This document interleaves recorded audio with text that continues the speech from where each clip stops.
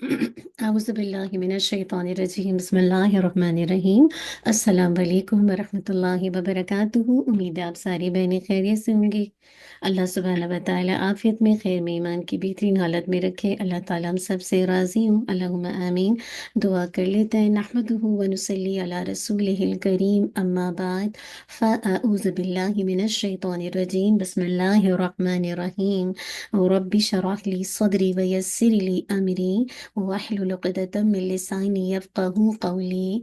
रब्बना ज़िदना इल्मा, अल्लाहुम्मा फ़क़्हिना फ़िद्दीन, अल्लाहुम्मा इन्ना नस्अलुका इल्मन नाफ़िअ व अमलन मुतक़ब्बला व रिज़्क़न तय्यिबा। अल्लाहुम्मा अन्फ़अना बिमा अल्लमतना व अल्लिमना मा यनफ़अुना व ज़िदना इल्मा। अल्लाहुम्मा वफ़्फ़िक़ना लिमा तुहिब्बु व तर्ज़ा। अल्लाहुम्मा सल्ली वसल्लिम अला नबीना मोहम्मद वबारिक वसल्लम। अल्हम्दुलिल्लाहि रब्बिल आलमीन। आने से पहले आप सब ने अपनी नियतों को अपने रब के लिए खालिस किया होगा। अल्लाहुम्मा जअल अमली कुल्लहु सालिहा वजअलहु लिवजहिका खालिसा वला तजअल लिअहदिन फीहि शैआ। अल्लाहुम्मा अस्लिह नियतिना व ज़ुर्रियतिना व ज़ौजिना, अल्लाहुम्मा आमीन। अल्हम्दुलिल्लाह, आपका रमज़ान बिल्कुल अच्छे से गुजर रहा होगा। बहुत ही कम डेज रह गए। अल्लाह सुब्हानहू व तआला बेहतरीन अंदाज से हमें अपनी रज़ा के काम करने वाला बनाए। आई नो कि कल जागने की रात थी और आपके लिए काफ़ी मुश्किल होगा आ जाना, लेकिन जितनी ज़्यादा मुश्किल के साथ अगर अल्लाह ताला किसी नेकी को करने की तौफीक दे दे तो ये भी सिर्फ अल्लाह ताला का हम पर बहुत बड़ा करम और एहसान है। तो इंशाल्लाह इसमें भी खैर है। 28वां पारा देखेंगे इंशाल्लाह। सॉरी, डे हमारा 28 है। पहले हम देखेंगे कि कैसे कुरान से मैं और आप अपनी इंशाल्लाह उसके साथ ताल्लुक़ को जोड़ें। तो आज देखेंगे कुरान से, इंशाल्लाह देखते हैं कि कुरान जो है वो अल्लाह सुब्हानहू व तआला का दस्तरख़्वान है। क्या मतलब है? अब्दुल्ला बिन मसूद रदी अल्लाह अन्हु से रवायत है कि रसूल अल्लाह सल्लल्लाहु अलैहि वसल्लम ने फरमाया, इन्ना हाज़ल कुरआन मअदूबतुल्लाह फ़अक़बलू मअदूबतुहु मस्ततअतुम। ये कुरान मजीद अल्लाह का दस्तरख़्वान है, जिस कदर मुमकिन हो इस दस्तरख़्वान को कबूल करो। अब देखिए कि जैसे दस्तरख़्वान पे तरह तरह की चीज़ें होती हैं ना खाने पीने के इंसान की, तो इसके अंदर ऐसे ऐसे अहकामात हैं, ऐसी ऐसी हिदायत है। असल बात है कि मैं और आप इसको लेने वाले बने। हाँ, जिस तरह दस्तरख़्वान के ज़रिए से आप क्या करते हैं, अपने जिस्म की राहत पूरी करते हैं, और ये जो कुरान के अंदर जो इतने अहकामात हैं, इतनी कुछ आपके लिए रहनुमाई है, इससे आप अपने दिल को, जिसे कहा जाए सैराब करते हैं, मुराद है कि उसको ज़िंदा करते हैं। तो देखिए ये भी अल्लाह का एक दस्तरख़्वान है, जिस कदर मुमकिन हो आप इसको कबूल कर लें। फिर दुआ में आज हम जो दुआ देखेंगे वो है, अल्लाहुम्मा अलिफ़ बैना क़ुलूबिना व अस्लिह ज़ाता बैनिना वहदिना सुबुलुस्सलाम व नज्जिना मिनज़्ज़ुलुमाति इलन नूर। ए अल्लाह, हमारे दिलों में उल्फत डाल दे। आज इस दुआ की हम सबको बहुत ज़रूरत है। क्यों?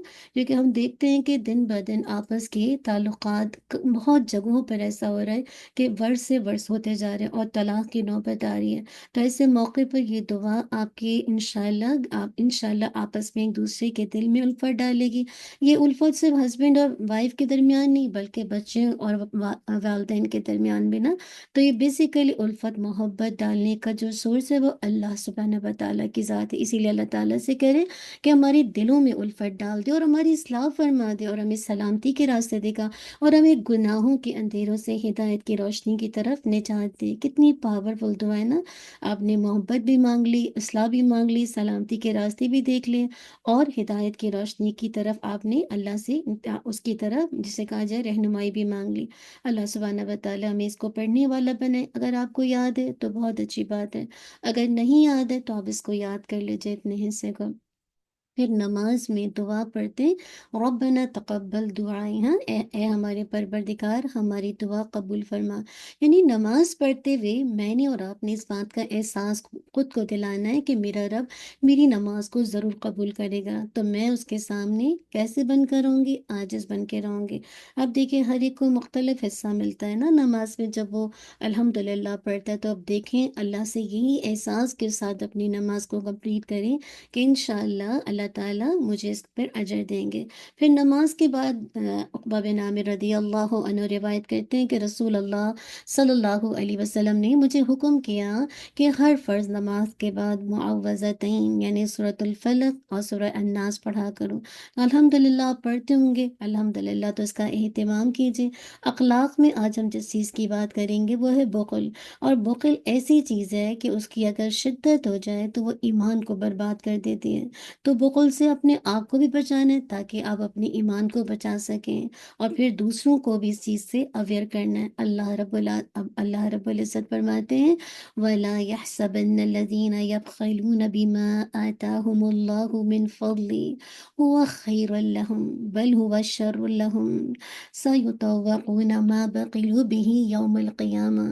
اور جو لوگ بخل کرتے ہیں اس میں سے جو اللہ تعالیٰ نے انہیں اپنے فضل سے دیا ہے وہ ہرگز گمان نہ کریں کہ یہ ان کے لیے وہ بہتر ہے۔ اللہ تعالیٰ کرے بلکہ ان کے لیے وہ بہت ہی برا ہے، اور کیا ہوگا، جلدی قیامت کے دن انہیں اس کا طوق پہنایا جائے گا۔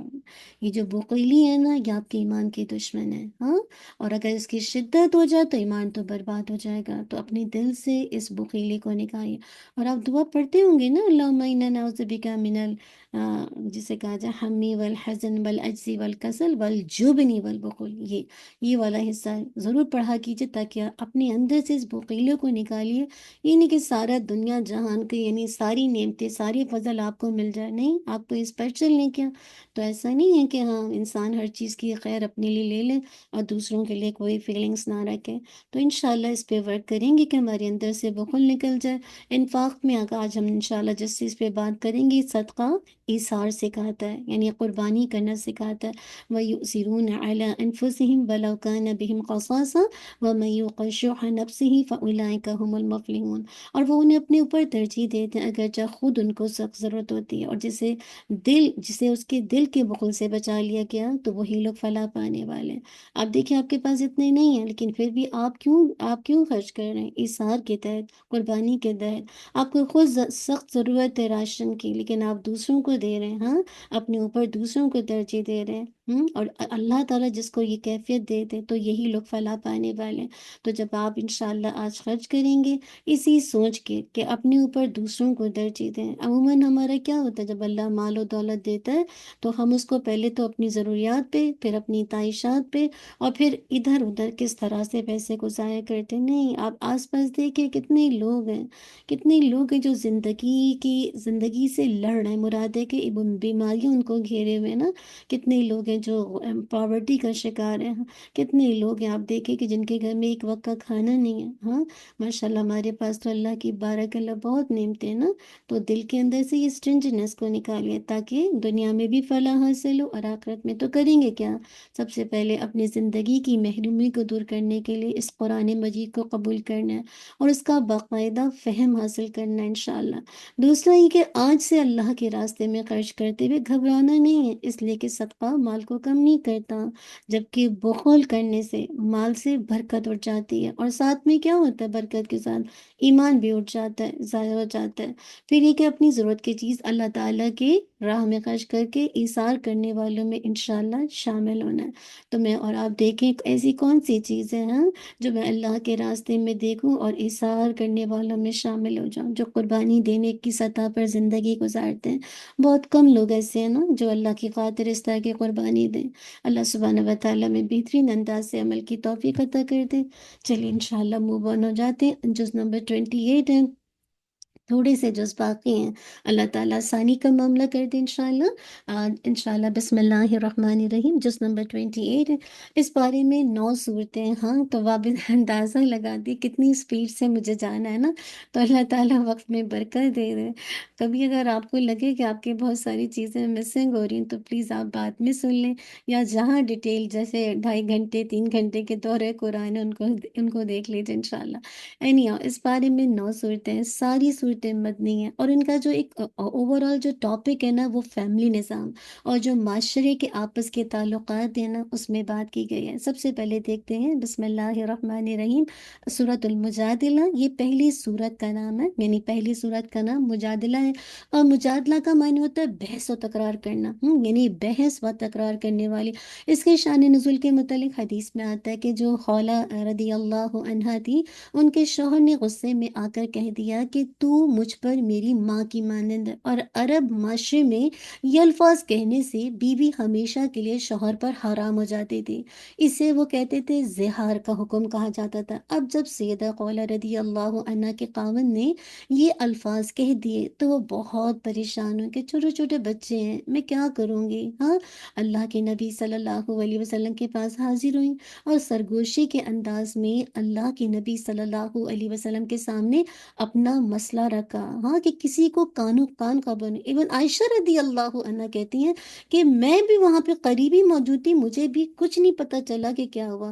یعنی یہ اس طرح سے اپنے مسئلے کو سیکرٹ رکھ کے اللہ کے نبی سے بات کی۔ یہ نہیں کہ ہمارے یہاں تو کوئی مسئلہ اس طرح کی اللہ نہ کرے سچویشن ہے، کوئی آتی بھی تو جن کے جو مسئلے کو حل کرنے والے ہیں اس کے پاس تو لے کے جاتے نہیں، ساری دنیا میں پہلے پورا ڈنڈورا پیٹ دیا جاتا ہے نا۔ تو وہی بات ہے کہ سرگوشی کے انداز میں اللہ کے نبی کے پاس اپنا مسئلہ رکھا کہ ہمارا معاملہ خراب ہونے کی کسی کو خبر نہ ہو، اور آپ صلی اللہ علیہ وسلم سے مسئلہ حل کرنے کی درخواست کی تو اللہ تعالیٰ نے آسات آسمان کے اوپر ان کا مسئلہ حل کرتے ہوئے فرما دیا، قد سمع اللہ قول التی تجادلک فی زوجها وتشتکی الی اللہ واللہ یسمع تحاورکما ان اللہ سمیع بصیر۔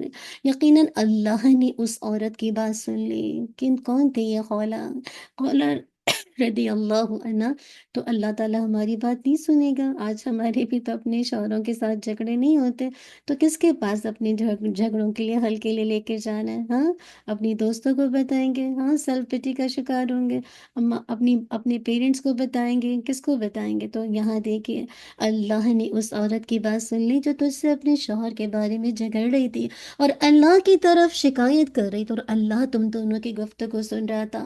بے شک اللہ سب کچھ سننے اور سب کچھ دیکھنے والا ہے۔ وہ لوگ جو تم میں سے اپنی بیویوں سے زہار کرتے ہیں وہ ان کی ماں نہیں ہے، یعنی اس طرح کا جملہ کہنا کہ تم مجھ پر میری ماں کی مانند ہو، تو وہ ماں نہیں ہے، ان کی مائیں ان کے سوا کوئی نہیں جنہوں نے انہیں جنم دیا، اور بلا شبہ وہ یقیناً ایک بری بات جھوٹ کہتے ہیں، اور بلا شبہ یقیناً بے حد معاف کرنے والا، یعنی اللہ یقیناً بے حد معاف کرنے والا اور نہایت بخشنے والا ہے۔ اب پھر کیا ہوا؟ اب اس کا حل بتایا گیا کہ وہ لوگ جو اپنی بیویوں سے زہار کرتے ہیں پھر اپنے کیے ہوئے بات سے رجوع کرنا چاہتے ہیں تو کیا کرنا چاہیے؟ انہیں چاہیے کہ بیوی سے تعلق قائم کرنے سے پہلے ایک غلام آزاد کریں، اور اگر ان کے لیے گردن آزاد کرنا ممکن نہ ہو تو مسلسل پھر 2 مہینے کے روزے۔ آپ دیکھیے پلنٹی دیکھے کیسی لگ رہی ہے۔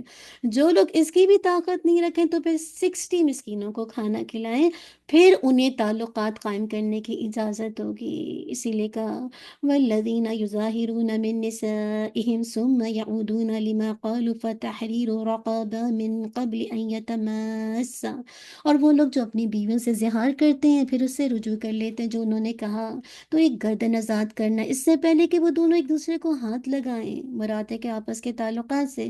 یہ ہے وہ کفارہ جس کے ساتھ تم نصیحت کیے جاتے ہو، اور اللہ اس سے جو تم کرتے ہو پوری طرح باخبر ہے۔ پھر جو شخص نہ پائے تو وہ پے در پے 2 مہینوں کا روزہ رکھنا ہے، اس سے پہلے کہ دونوں ایک دوسرے کو ہاتھ لگائیں۔ پھر جو اس کی بھی طاقت نہ رکھے تو پھر وہ 60 مسکینوں کو کھانا کھلانا ہے۔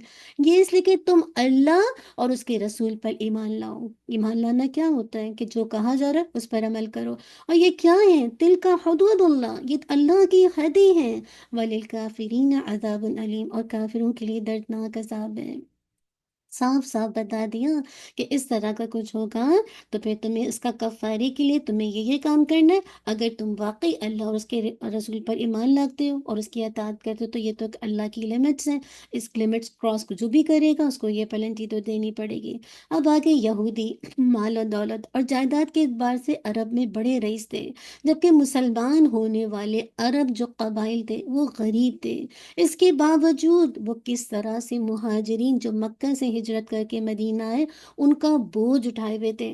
दुनिया परस्त जो मुनाफिकीन है ना सिर्फ उस बोझ से खुद को आज़ाद किए हुए थे, बल्कि मुसलमानों की निस्बत यहूद से ज़्यादा ताल्लुक़ रखते थे और उनकी दोस्ती पर फ़ख्र करते थे। अल्लाह ताला ने इस पर आयतें नाजिल कर दी। अल्लाह सुब्हानहू व तआला ने क्या फरमाया? जी, अल्लाह ताला फरमाते हैं, इन्नल्लज़ीना युहाद्दून अल्लाह व रसूलहू, नहीं सॉरी, यहाँ से आयत को देखिएगा, अलम तरा इलल्लज़ीना तवल्लव कौमन ग़ज़िबल्लाहु अलैहिम, क्या तूने उन लोगों को नहीं देखा जिन्होंने उन लोगों को दोस्त बनाया जिस पर अल्लाह गुस्से हो गया। वो ना तो तुमसे हैं और ना उनसे। कौन? मुनाफिकीन। हाँ, किसी का नहीं होता। लगता है कि ये हमारे साथ है, हाँ, दुश्मन को लगता है ये हमारे साथ है, लेकिन वो कह रहे हैं ना वो तुमसे हैं और ना उनसे। और वो झूठ पर कस्में भी खाते हैं, इतना कस्में खाते हैं कि अपने आप को सच्चा साबित करते हैं, हालांकि वो जानते हैं अल्लाह ने उनके लिए बहुत सख्त अजाब तैयार किया है। बेशक ये लोग बुरा है जो कुछ करते हैं। तो असल बात है कि मुनाफिकीन अपने आप को बड़ा स्मार्ट समझते हैं ना, लेकिन अल्लाह ने इनकी स्मार्टनेस की वजह से इनको बहुत सख्त, इनके लिए सख्त अजाब तैयार किया, क्योंकि ये जो कुछ करते हैं बहुत बुरा करते हैं। अब आगे से एक और जैसे काजा बात बताई जा रही है कि अल्लाह ताला खालिक कायनात है, याद रखिए। उसकी बगावत करने वाले कैसे इज्जत पा सकते हैं? दुनिया की जो गुर्बत है और दर्जात में ऊपर नीचे होना इज्जत या जिल्लत का मेयार कभी नहीं हो सकता। हम दुनिया में किसी को गरीब को देखकर ये तो नहीं कह सकते नौज़ुबिल्लाह ये जलील है, और कोई अमीर है, हाई स्टेटस वाला है, तो ये कोई उसकी इज्जत का तो मेयार नहीं है। असल इज्जत क़यामत के दिन होगी, और इज्जत वाले कहाँ होंगे? जन्नत में होंगे। और जलील लोगों को कहाँ रखा जाएगा? जहन्नुम के हवाले कर दिया जाएगा। इसीलिए बताया उनके बारे में, इन्नल्लज़ीना युहाद्दून अल्लाह व रसूलहू कुबितू कमा कुबितल्लज़ीना मिन क़ब्लिहिम वक़द अंज़लना आयातिन बय्यिनात। बेशक वो लोग जो अल्लाह और उसके रसूल की मुखालफत करते हैं वो जलील किए जाएंगे, जलील जैसे वो लोग जलील किए गए थे जो उनसे पहले थे। हाँ, इज्जत जो है पैसों से नहीं मिलती, इज्जत जो है स्टेटस से नहीं मिलती। हाँ, कोई गरीब है तो वो जलील नहीं है। तो अल्लाह ताला कह रहे हैं जैसे वो लोग जलील किए गए थे जो उनसे पहले थे, और बिला शुबा हमने वाज़ेह आयात नाजिल की हैं, और काफिरों के लिए क्या है? जलील करने वाला अजाब है। इसीलिए अब आगे बता दिया, मजलिस के आदाब के हवाले से कुछ अदब सिखाए जा रहे हैं, और बाज़ ऐसे माशरती उयूब को दूर करने की हिदायत दी गई है जो उस दौर में पाई जाती थी और आज भी पाई जाती है। इसीलिए अल्लाह ताला फरमाते हैं, अल्लाह ताला फरमाते हैं, या अय्युहल्लज़ीना आमनू इज़ा तनाजयतुम फला ततनाजौ बिल इस्मि वल उद्वान व मासियतिर रसूल व तनाजौ बिल बिर्रि वत तक़वा। ऐ लोगों जो ईमान लाए हो, जब तुम आपस में सरगोशी करो तो गुनाह और ज्यादती और रसूल की नाफरमानी की सरगोशी ना करो।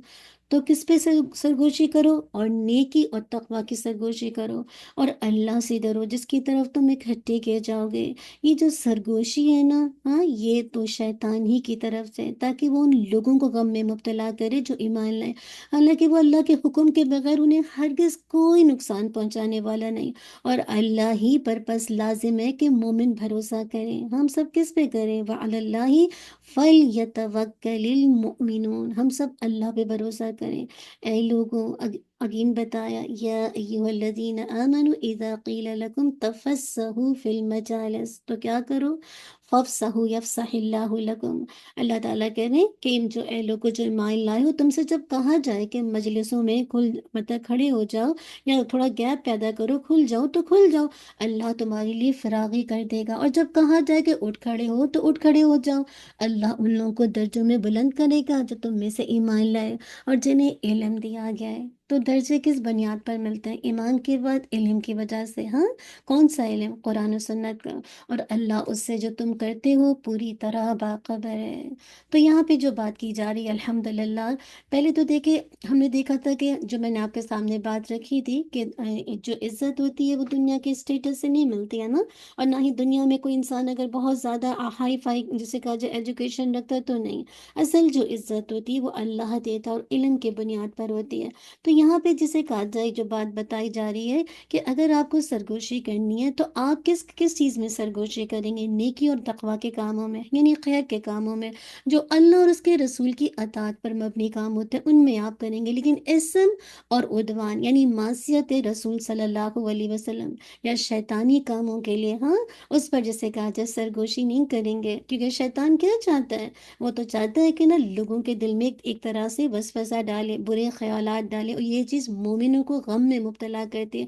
آپ تین لوگ بیٹھے ہیں، ہاں دو لوگ آپس میں غسل بسر کرتے جا رہے ہیں، تو تیسرے کو اندر سے ایک دم اسٹرینجر سا فیل نہیں ہوگا؟ اس کو غم نہیں لگے گا؟ ایسی کیا بات ہے جو جیسے کہا جائے کی جا رہی ہے اور مجھ سے شیئر نہیں کیا جا رہا، جبکہ ہم تینوں ساتھ بیٹھے ہوئے ہیں؟ ہاں تو اتنا زیادہ یہ چیز ہو گئی ہے۔ ہاں اگر کوئی نیکی اور تقوی کا کام ہے، کہیں کوئی آپ کو پتہ ہے کہ یہ کسی کو ڈھونڈ رہی ہیں کہ جسے کہا جائے کسی جگہ پیسے ڈالنے کے لیے، اور آپ سے انہوں نے بات کی اور آپ چاہتے کہ ان کی اس نیکی کو راز رکھیں، تو ٹھیک ہے، نیکی اور تقوی کے کام میں ایک دوسرے کے ساتھ آپ سرگوشی کر سکتے ہیں، لیکن یاد رکھیے اس طرح کی نافرمانی کے کاموں میں، اس طرح کی جسے کہا جائے اسم کے گناہ کے کام میں ایک دوسرے کے ساتھ سرگوشی نہیں۔ یاد رکھیے یہ سرگوشی جو ہے یہ شیطانی حرکت ہے، اور مومن کو کچھ نقصان یاد رکھیے نہیں دے سکتی جب تک کہ اللہ کی مشیت نہ ہو۔ اللہ کی مشیت کے بغیر انسان کو کوئی چیز نقصان نہیں دے سکتی، اس لیے مجھے اور آپ کو کیا کرنا چاہیے؟ اللہ پر بھروسہ کرنا چاہیے کہ تمام معاملات کا اختیار اللہ تعالیٰ کے ہاتھ میں، کیونکہ وہ قادر مطلق ہے نا۔ آپ دیکھیں نا، یہود و منافقین جو مل کر مسلمانوں کے تباہ و برباد کرنے کے لیے آپس میں سرگوشی کرتے رہتے تھے نا، تو یہ مسلمانوں کو ادب سکھا دیا گیا کہ جب تم میں سے تین اکٹھے ہو تو اپنے میں سے ایک کو چھوڑ کر دو آدمی آپس میں سرگوشی نہ کریں۔ کیوں؟ کیونکہ یہ طریقہ اس ایک آدمی کو غم میں ڈال دے گا۔ تو کبھی بھی جب اس طرح کی بات ہو تو آپس میں اس طرح سے جسے کاجا معاملہ کریں کہ کسی کو غم نہ ہو۔ پھر یہ کہ الحمدللہ اگر آپ کو کوئی ضروری بات بھی کرنی ہے تو ساتھ ہی اس آدمی سے وہ بتا دے کہ مجھے جو ہے اسے اجازت لے دے، جو تیسرا شخص ہے اگر وہ اجازت دیتا تو آپس میں الحمدللہ اس انداز سے بات کی جا سکتی ہے۔ اور پھر ساتھ ہی بتا دیا کہ اگر مجلس میں بیٹھے ہو تو کیا کرو، الحمدللہ تھوڑا جگہ دے دو۔ بعض اوقات ہوتا ہے نا کوئی آتا ہے اور بیٹھا ہے اور آپ جسے کہا جائے کہ الحمدللہ اپنی جگہ سے ہلتے ہی نہیں ہیں، مطلب ایک جسٹر ہوتا ہے انسان کا نا، آپ کسی کو ویلکم کرنے کا، تو یہی کہا جا رہا ہے کہ تم سے کہا جائے کھل جاؤ، تھوڑی جگہ بنا دو تو بنا دو، کیا تکلیف اگر آپ کسی کے لیے جگہ بنا دیں؟ مسجد میں بھی دیکھیے کس قدر جسے کہا جائے دل کی جسے کہا جائے شو ہے کہ کوئی جگہ دینے کو تیار نہیں ہوتا۔ اسی طرح کبھی ہم مکہ مدینہ چلے جاؤ، نماز کا ٹائم ہو، آپ ادھر ادھر جگہ تلاش کرتے ہیں، اللہ ماشاء اللہ کسی کے دل میں اللہ رحم ڈال دیتا ہے، وہ جگہ دے دے، ورنہ آپ کا ٹھکانا نہیں ہے کہ آپ کہاں آپ کو نکالا جائے گا۔ تو میرا کہنے کا مقصد ہے تھوڑا جگہ بنا دیں، کسی کو دے دیں، کسی کو ویلکم کر دیں، تو یہ چیز کیا ہوگا؟ الحمدللہ جب آپ کسی کے لیے اس طرح سے جگہ بنائیں گے تو پھر الحمدللہ آپ کے لیے اللہ تعالیٰ بہت کچھ راستے کھول دے گا، رزق کے راستے آپ کے دلوں میں جسے کہا جائے مطلب ہر طرح کی فراست ڈال دے گا۔ تو اور جب کبھی کسی وجہ سے یعنی ہر چیز میں آپ کو برکت دے گا جب آپ کسی کے لیے اس طرح کا جسٹر شو کریں گے۔ پھر یہ کہ الحمدللہ جب کسی وجہ سے آپ سے کہا جائے کہ آپ اٹھ جائیں یہاں سے نا، ابھی آپ کو جسے کہا جائے اٹھنا ہے یہاں سے یا کسی بھی وجہ سے، تو آپ اٹھ جائیں، اس میں کیا بات ہے نا، کوئی خاص وجہ سے یہ اٹھایا گیا ہوگا، ایسے موقع پر برا نہیں ماننا چاہیے۔ اور الحمدللہ مجلس کا مطلب ایک ادب ہوتا ہے، کسی مطلب اگر آپ کو کہا جا رہا ہے تو آپ اٹھ جائیے، ہو سکتا ہے کہ جسے کہا جائے مطلب یہ کوئی کام ہو، لیکن اللہ کے نبی صلی اللہ علیہ وسلم نے یہ بات فرمائی تھی کہ کوئی شخص کسی دوسرے کو اس کی جگہ سے اٹھا کر خود نہ بیٹھے، یہ نہ کریں۔ کیا آپ نے کسی کو اٹھایا اور خود جا کے بیٹھ گئے؟ بہت سے لوگ تو ایسے کرتے ہیں نا کہ جگہ جسے کہا جائے ریزرو کر لیتے ہیں، پتہ نہیں کہاں جاتے ہیں، اتنے میں کوئی اور آ کے بیٹھ جاتا ہے، ٹھیک ہے وہ بھی غلط ہے کہ کسی نے اپنا اسپاٹ رکھا ہے، لیکن اب وہی بات ہے کسی کو اٹھا کے اس کی جگہ پہ بیٹھنا، اس اللہ یہ کہ وہ خود آفر کر رہا ہے کہ آپ میری جگہ پہ بیٹھ جائیں، تو ٹھیک ہے نا، ایسا نہیں کرنا چاہیے۔ کوئی انتظامی ضرورت کے تحت کرنا پڑے تو دوسرے کو برا بھی ماننا نہیں چاہیے، ٹھیک ہے نا۔ تو اس سے انشاءاللہ اس طرح سے بات کرنے سے مسئلے بھی حل ہوں گے اور آپس میں دلوں کے اندر ایک فراغت آئے گی، ہاں دل وسیع ہوگا۔ تو ہمیشہ یاد رکھیے کہ انشاءاللہ جس طرح سے آپ معاملہ کریں گے تو اللہ تعالیٰ بھی انشاءاللہ آپ کے اندر وسعت و فراغی پیدا کرے گا، آپ کے مکان میں، آپ کے رزق میں، آپ کی قبر میں، ہر جگہ آپ کو فراغی ملے گی۔ اب آگے بتایا جا رہا ہے کیا؟ جی اب آگے بتایا جا رہا ہے جی، یہ ہم نے اے لوگوں کر لیا سرکشی جی۔ تو اچھا آگے بتایا جا رہا ہے کہ مومن وہ نہیں ہوتا جو صرف نماز روزہ کرتا ہے، بلکہ مومن کون ہوتا ہے؟ اگلی آیت میں بتایا جا رہا ہے جس کی زندگی کے تمام معاملات دین کی بنیاد پر کھڑے ہوتے ہیں، حتیٰ کہ وہ کسی سے محبت یا دشمنی بھی رکھتا ہے تو اس کا جو محور ہوتا ہے، اس کا جو جسے کہا جائے سینٹر پوائنٹ ہوتا ہے، وہ اللہ کی ذات ہوتی ہے۔ یعنی ان کے ہاں کسی سے محبت کرنے کے لیے کوئی رشتہ داری یا کوئی پیسہ یا کوئی عہدہ معیار نہیں ہوتا، بلکہ محبت کا جو معیار ہے وہ ایمان اور عمل صالح۔ یہاں پہ رک کے سوچیے، میری اور آپ کی دوستی اور دشمنی کا معیار کیا ہے؟ ہاں، میں اور آپ سوچیں کیا کسی رشتے کی وجہ سے ہم ایک دوسرے سے محبت کرتے ہیں؟ کوئی پیسہ اسٹیٹس ہے جس کی وجہ سے، کوئی عہدہ ہے جس کی وجہ سے؟ اصل محبت کا جو معیار ہونا چاہیے وہ ہے ایمان اور عمل صالح، اور خالص اللہ کی ذات کے لیے۔ لا تجد قوما یؤمنون باللہ والیوم الآخر، تو ان لوگوں کو جو اللہ اور یوم آخرت پر ایمان رکھتے ہیں نہیں پائے گا کہ وہ ان لوگوں سے دوستی رکھتے ہیں جنہوں نے اللہ اور اس کے رسول کی مخالفت کی، خواہ وہ ان کے باپ ہوں یا ان کے بیٹے یا ان کے بھائی یا ان کا خاندان۔ یہ لوگ ہیں کہ جن کے دلوں میں اس نے ایمان لکھ دیا ہے اور انہیں اپنی طرف سے ایک روح کے ساتھ قوت بخشی ہے، اور انہیں ایسے باغوں میں داخل کرے گا جس کے نیچے سے نہریں بہتی ہوں گی، ان میں ہمیشہ رہنے والے ہیں۔ اور کیا ہوا؟ رضی اللہ عنہم ورضوا عنہ، اور اللہ ان سے راضی ہو گیا اور وہ اس سے راضی ہو گئے۔ اللہ تو ہم سے بھی راضی ہو جائے اور ہم بھی اللہ تعالیٰ سے راضی رہیں۔ آپ پڑھتے ہوں گے نا صبح شام کے اذکار میں، ردیت باللہ ربا وبالاسلام دینہ وبمحمد صلی اللہ علیہ وسلم نبیہ۔ تو اللہ ان سے راضی ہو گیا اور وہ اس سے راضی ہو گئے۔ یہ لوگ اللہ کا گروہ ہیں۔ ہم میں سے کون ہے؟ اولئک حزب اللہ، حزب اللہ میں جانا چاہتے ہیں نا، تو یہ ہے حزب اللہ، الا ان حزب اللہ هم المفلحون۔ یہ لوگ اللہ کا گروہ، یاد رکھو یقیناً اللہ کا گروہ ہی وہ لوگ ہیں جو کامیاب ہونے والے ہیں۔ اللہ سبحانہ و تعالیٰ واقعی ہمیں الحمدللہ اللہ کے گروہ کے اندر داخل کرنے والا بنائے اور ہم واقعی کامیاب ہو جائیں۔ اگلی صورت کی طرف انشاءاللہ چلتے ہیں، سورہ الحشر۔ آپ دیکھیے کہ یہود کا جو قبیلہ تھا بنو نذیر، اس کی مدینہ سے جلا وطنی کے حوالے سے اس صورت میں بات کی جائے گی۔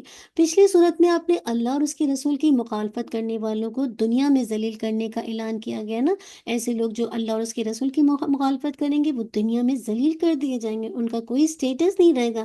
اب اس صورت میں اس کی ایک مثال کا ذکر کیا ہے۔ آپ دیکھیں مدینہ میں یہود کے 3 قبیلے آباد تھے، ہاں، ایک ان کے آبا و اجداد فلسطین سے اس لیے یہاں آئے تھے عرب، کہ ان کی کتابوں میں لکھا تھا کہ آخری نبی جو آئیں گے صلی اللہ علیہ وسلم، آپ کی امت میں داخل ہونے کے لیے انہیں فلسطین سے مطلب یہاں کی طرف ہجرت کرنی ہوگی، مراد ہے کہ عرب کی طرف، یعنی ان کی کتاب میں تھا کہ عرب سے جو بھی اب نبی آئے گا وہ یہاں آئے گا۔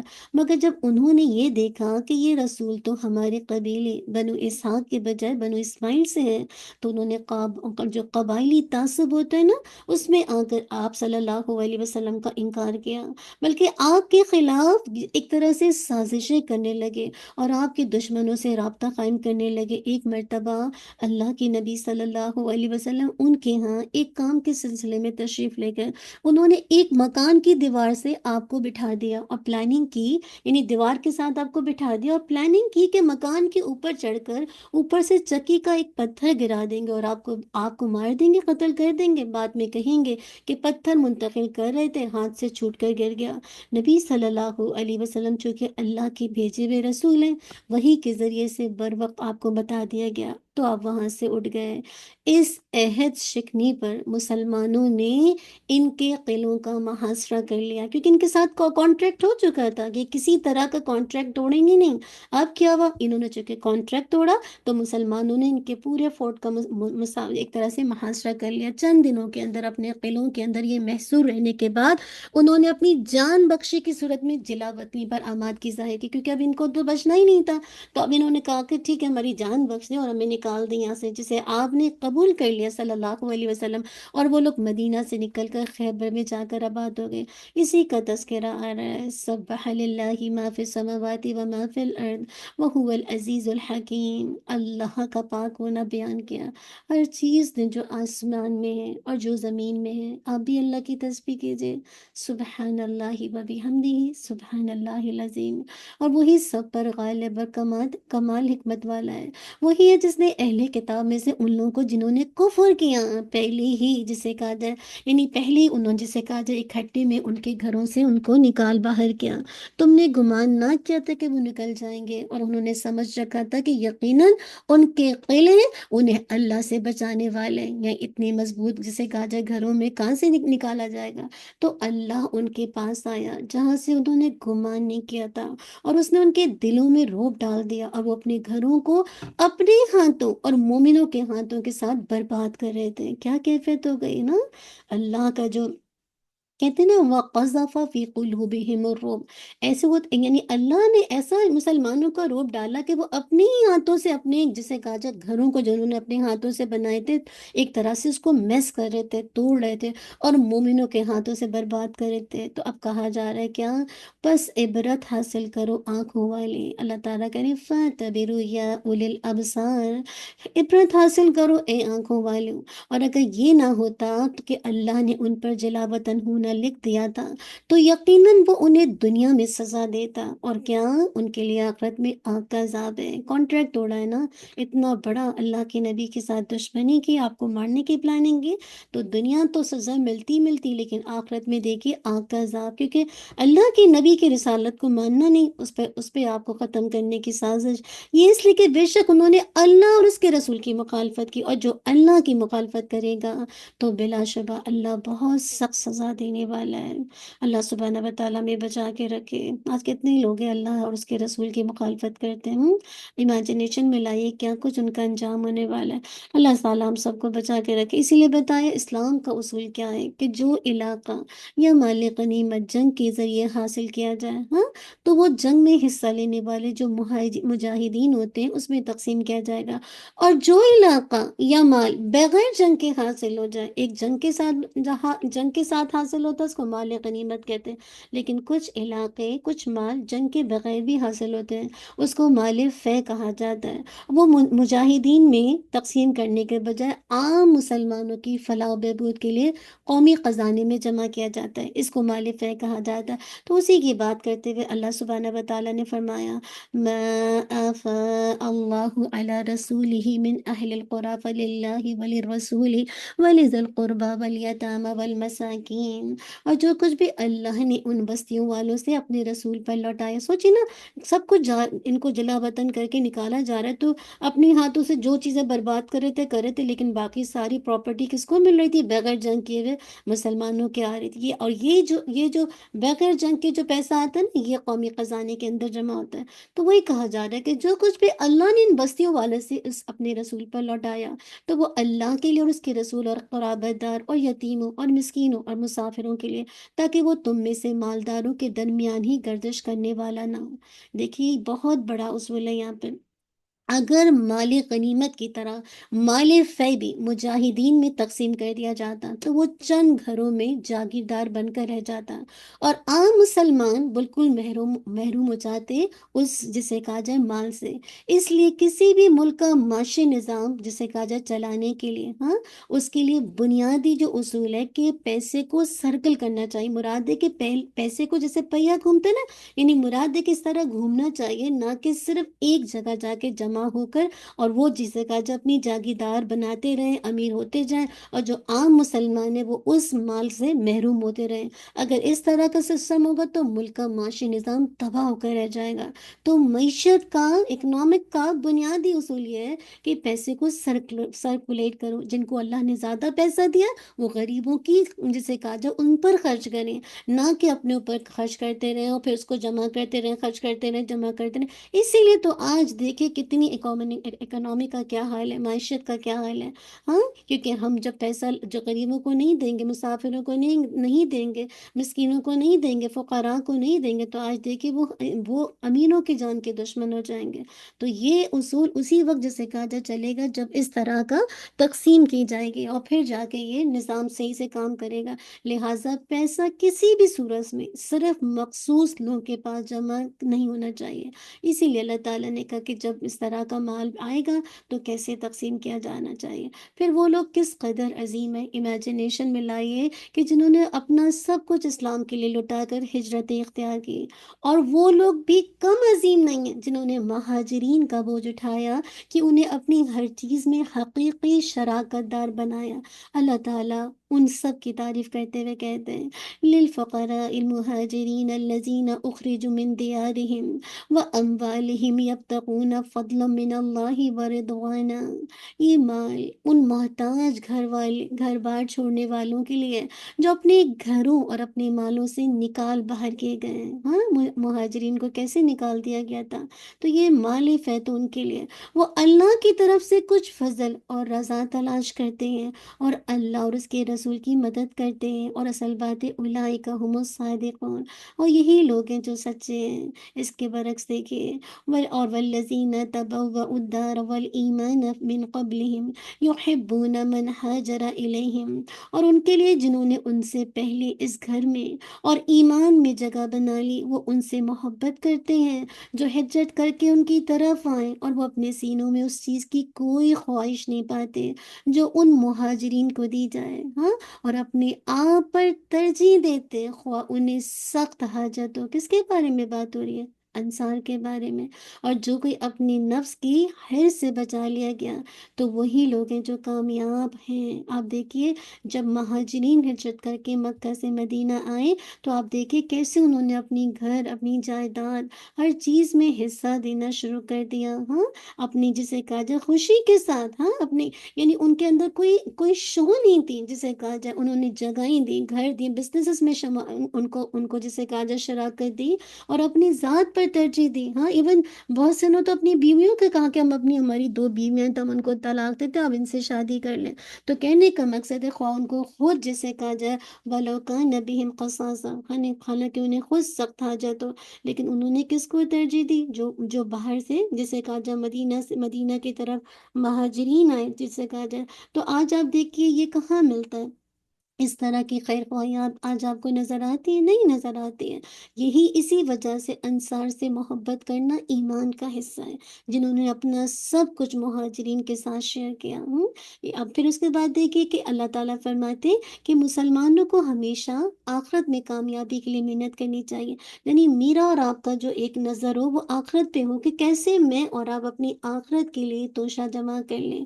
ہمارا ہر کام اللہ کی یاد یعنی آخرت کا گھر جانے کے لیے ہو، اللہ کی رضا کے لیے ہو، اللہ کے دیدار کے لیے ہو. اسی لیے کہا یا ایھا الذین آمنوا اتقوا اللہ ولتنظر نفس ما قدمت لغد واتقوا اللہ ان اللہ خبیر بما تعملون. اے لوگوں جو ایمان لائے ہو، اللہ سے ڈرو، اور ہر شخص یہ دیکھے کہ اس نے کل کے لیے کیا آگے بھیجا، اور اللہ سے ڈرو، یقیناً اللہ اس سے پوری طرح باخبر ہے جو تم کر رہے ہو.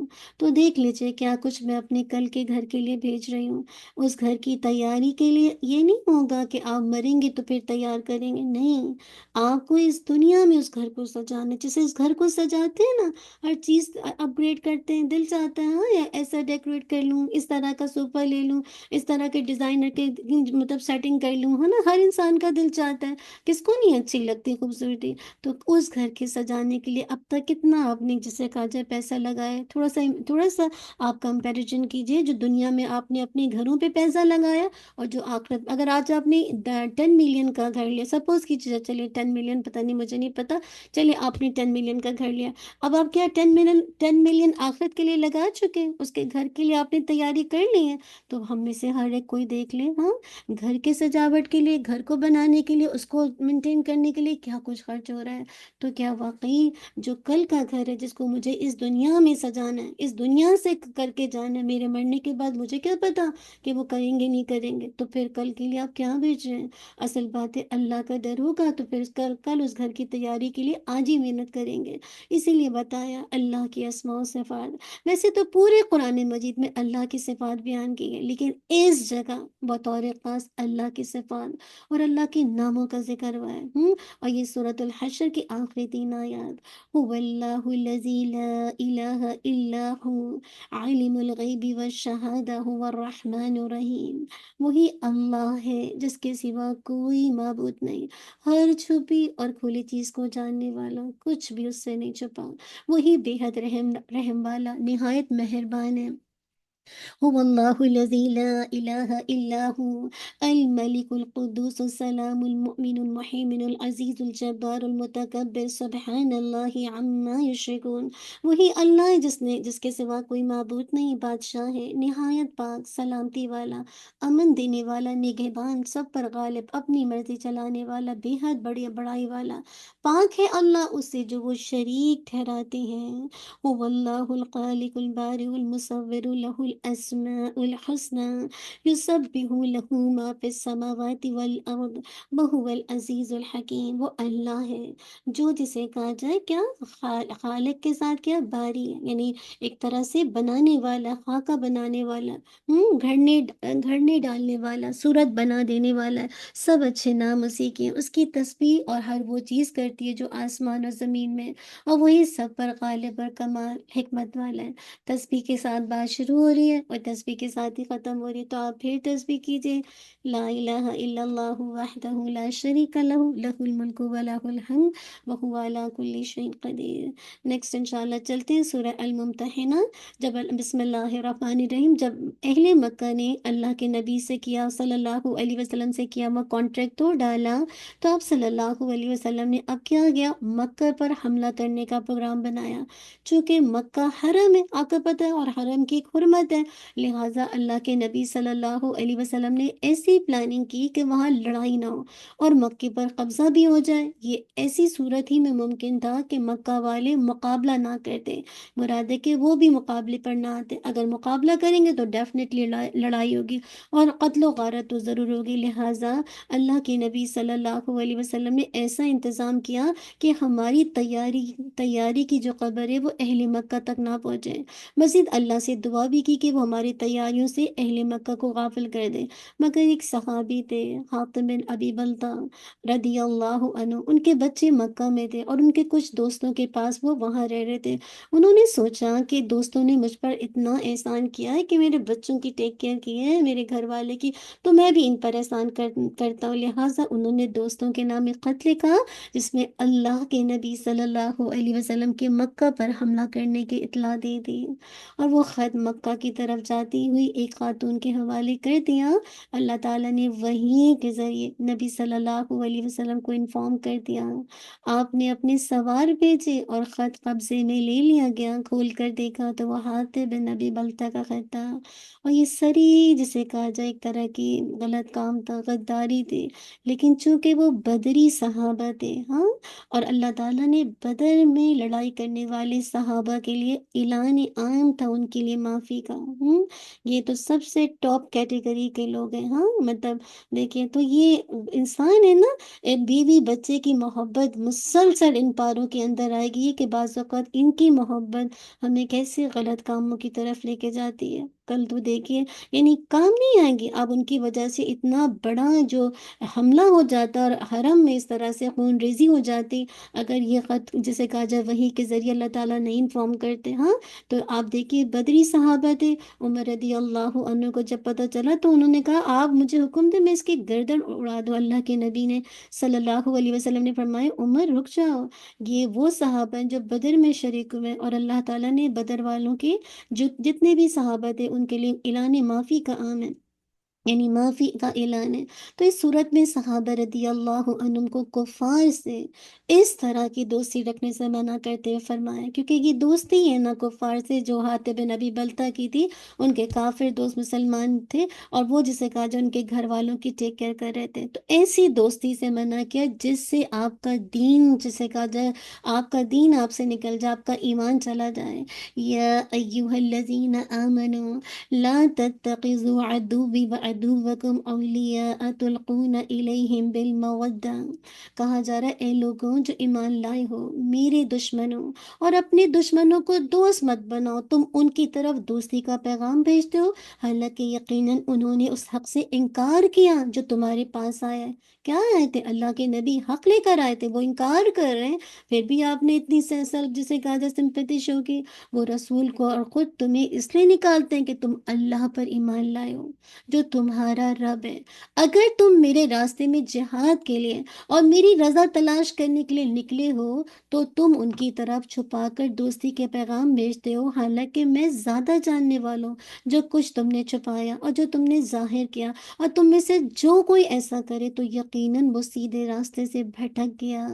ان کی حالت یہ ہے کہ اگر وہ تمہیں پائیں تو تمہارے دشمن ہوں گے، اور اپنے ہاتھ اور اپنی زبانیں تمہاری طرف برائی کے ساتھ بڑھائیں گے، اور چاہیں گے کہ کاش تم بھی کفر کرو۔ یاد رکھو قیامت کے دن ہرگز نہ تمہاری رشتہ داریاں تمہیں فائدہ دیں گی اور نہ تمہاری اولاد۔ ہم کیا کہتے ہیں؟ وہ کام آ جائیں گے، یہ کام آ جائیں گے، ہاں یہ بچا لیں گے، وہ بچا لیں گے، نہ تمہاری رشتہ داریاں کام آئیں گی اور نہ تمہاری اولاد۔ وہ تمہارے درمیان فیصلہ کرے گا، اور اللہ اس سے جو تم کرتے ہو خوب دیکھنے والا ہے، کوئی کام نہیں آنے والا ہے۔ جو کچھ کرنا اپنے خود کرنا ہے۔ ایسی دوستی جس میں آپ ایمان اپنا کھو بیٹھے نہ کیجیے، ورنہ تو نقصان اپنا ہے، کل کوئی کسی کو نہیں بچے گا۔ ایون اللہ کے نبی نے فاطمہ رضی اللہ عنہا اپنی بیٹی سے کہا، فاطمہ دنیا میں تم مجھ سے جو کچھ مانگنا چاہتی ہو مانگ لو، لیکن آخرت میں تمہارے کچھ کام نہیں آؤں گا، کوئی کسی کے کام نہیں آئے گا۔ نفسا نفسی کا عالم ہے۔ آج جن رشتہ داریوں کے نام پر ہم گناہ کرتے ہیں، جن اولاد کی وجہ سے ہم گناہ کرتے ہیں، یہ کل نہیں کام آنے والی ہیں، ہاں، تو یہ فیصلہ کل قیامت کے دن ہو جائے گا۔ اسی لیے پھر فرمایا کہ تم ابراہیم علیہ السلام کے دین پر ہونا، لہٰذا تمہاری دشمنی، تمہاری جو دوستی اور دشمنی کے معاملے میں تمہیں ابراہیم علیہ السلام اور ان کے ساتھیوں کے طریقے پر چلنا چاہیے، نہ کہ تم کفار کے طریقے کو اپناؤ۔ ہاں، تو اگر تمہیں دوستی کا جسے کہا جائے ایک تمہیں کرنا ہی ہے، اس کا پاس رکھنا ہے، تو تم کس کے ساتھ دوستی کرو؟ جو ابراہیم علیہ السلام کے ساتھی ہیں اور جو ان کی طریقے پر چلتے ہیں۔ اِذ قَالُوا لِقَوْمِهِمْ إِنَّا بُرَآءُ مِنْكُمْ وَمِمَّا تَعْبُدُونَ مِن دُونِ اللَّهِ، جب انہوں نے اپنی قوم سے کہا کہ بے شک ہم تم سے اور ان تمام چیزوں سے بنی ہیں جنہیں تم اللہ کے سوا پوچھتے ہو، ہم تمہیں نہیں مانتے، اور ہمارے درمیان اور تمہارے درمیان ہمیشہ کے لیے دشمنی اور بغض ظاہر ہو گیا، یہاں تک کہ تم اس اکیلے اللہ پر ایمان لاؤ۔ اسی لیے آگے مزید فرمایا، جو کفار دین کے معاملے میں تم سے لڑتے نہیں ہیں نا، اور انہوں نے تمہارے گھروں سے تمہیں نہیں نکالا، تو تم ان سے اچھا سلوک کرنے میں کوئی حرج نہیں ہے۔ یہ ہے اسلام کی کوالٹی۔ آپ کا کانٹریکٹ ہوا ہوا ہے، ہاں، آپ سے نہیں لڑتے، آپ کو آپ کے گھروں سے نہیں نکالا، اگر آپ جس شہر کے رہنے والے ہیں آپ کو نہیں نکال رہے ہیں، تو پھر کیا آپ ان سے برا سلوک کریں گے؟ نہیں، ان سے اچھا سلوک کرنے میں کوئی حرج نہیں ہے، لیکن ایسی نہیں دوستی کرنی، اتنا اچھا نہیں کہ آپ اپنا ایمان دھو بیٹھے، نہیں، لیکن وہ کافر جو تم سے دین کے معاملے میں جنگیں بھی کرتے ہیں، تمہیں تمہارے گھروں سے نکلنے پر مجبور بھی کرتے ہیں، ایسے کفار سے دوستی کی اجازت نہیں ہے۔ اللہ تعالیٰ فرماتے ہیں، لا ينہاکم اللہ عن الذین لم یقاتلوکم فی الدین، اللہ تمہیں ان لوگوں سے منع نہیں کرتا جنہوں نے تم سے دین کے بارے میں جنگ کی، نہ تمہیں تمہارے گھروں سے نکالا کہ تم ان سے نیک سلوک کرو اور ان کے حق میں انصاف کرو، یقیناً اللہ انصاف کرنے والوں سے محبت کرتا ہے۔ اللہ تو تمہیں انہی لوگوں سے منع کرتا ہے جنہوں نے تم سے دین کے بارے میں جنگ کی اور تمہیں تمہارے گھروں سے نکالا اور تمہارے نکالنے میں ایک دوسرے کی مدد کی کہ تم ان سے دوستی کرو، اور جو ان سے دوستی کرے گا تو کیا ہوگا؟ فَأُولَئِكَ هُمُ الظَّالِمُونَ، وہی لوگ ہیں جو ظالم ہیں۔ اب کیا تھا کہ صلح حدیبیہ کے کانٹریکٹ میں لکھا تھا کہ کوئی بھی کافروں کا مرد مسلمان ہو کر مدینہ جائے گا تو کیا ہوگا؟ مسلمان پر فرض ہے کہ وہ اسے واپس کر دیں گے، اور کئی ایک واقعات ایسے ہوئے کہ کوئی شخص اسلام قبول کر کے مدینہ پہنچ جاتا تھا، لیکن اللہ کے نبی صلی اللہ علیہ وسلم مجبوراً اسے واپس کر دیتے تھے، کیونکہ کانٹریکٹ تھا۔ کانٹریکٹ کو آپ نے کبھی بھی دین میں کبھی بھی کانٹریکٹ کو بریک نہیں کیا۔ پھر ایسا ہوا کہ کچھ خواتین مسلمان ہو کر ہجرت کر کے مدینہ پہنچ گئی۔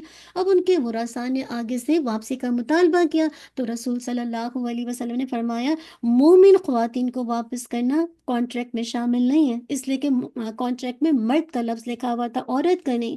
دوسرا مسئلہ یہ تھا کہ ان خواتین کے شوہر مکہ میں تھے، تو شوہر کی موجودگی میں ان سے کوئی مسلمان نکاح بھی نہیں کر سکتا تھا۔ اور دوسری طرف ایک مسئلہ اور تھا جو اس سے بھی زیادہ گھمگیر تھا، یعنی بہت کمپلیکیٹڈ تھا، کہ کچھ خواتین مسلمانوں کے گھروں میں رہنے کے باوجود کفر پر ڈٹی ہوئی تھی، جن کے سبب مسلم معاشرے اور خاص کر مسلمان بچوں میں کئی قسم کے بگاڑ پیدا ہو رہے تھے۔ تو اللہ تعالیٰ نے ان دونوں مسائل کو اس صورت میں حل کر دیا۔ یا ایہا الذین آمنوا اذا جاءکم المؤمنات مہاجرات فامتحنوہن اللہ اعلم بایمانہن۔ اے لوگو جو ایمان لاؤ، جب تمہارے پاس مومن عورتیں ہجرت کر کے آئیں تو ان کی جانچ پڑتال کرو، اللہ ان کے ایمان کو زیادہ جاننے والا ہے۔ پھر اگر تم جان لو کہ وہ مومن ہے تو انہیں کفار کی طرف واپس نہ کرو، نہ یہ عورتیں ان کے لیے حلال ہیں اور نہ وہ کافر ان کے لیے حلال ہیں، کیونکہ اسلام لانے کی وجہ سے نکاح فسخ ہو جاتا ہے، ختم ہو جاتا ہے۔